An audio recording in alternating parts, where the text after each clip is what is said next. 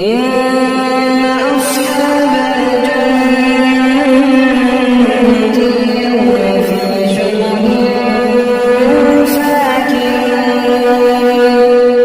هم وأزواجهم في ظلال على الأرائك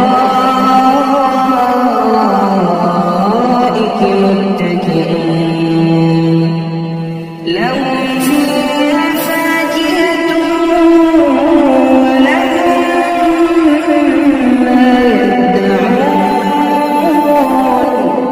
سلام قولا من رب رحيم.